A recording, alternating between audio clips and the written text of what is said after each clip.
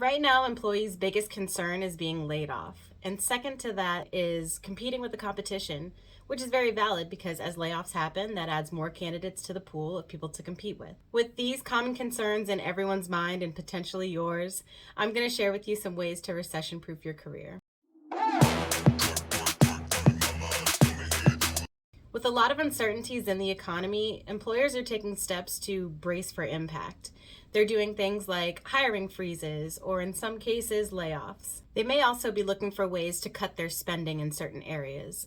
From my experience as a candidate, a hiring manager, and a career coach, I've seen the job market from a number of different angles. So here are 3 things that employees can do to be just as prepared for the potential impacts of a recession as employers. Number 1, use this as an opportunity to get clear on your desired career path. I feel like a lot of times we just get caught up in the rat race of life and we don't take a moment to pause and think and reflect on what it is that we're doing and how we feel about it. So my advice to you is to take a moment to think about that. Is the job that you're in today the job that you want to continue doing? Would you rather do a completely different job and make a career pivot? Or would you rather work somewhere else in the place that you work today? The second thing, if you're making a career change or you're considering stepping into a role that you've never held before, make sure that you're preparing your resume so that it's aligned with that role or the types of roles that you're interested in. I always recommend only narrowing it down to 2 to 3 what I call job categories.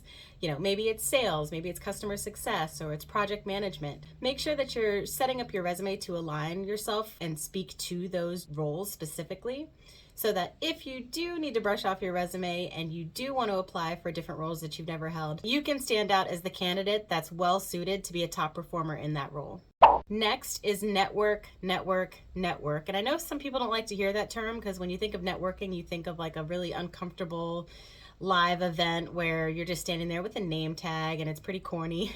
But I want to encourage you to network online. Get really active on LinkedIn. Start making connections. Start talking to people, commenting on people's posts.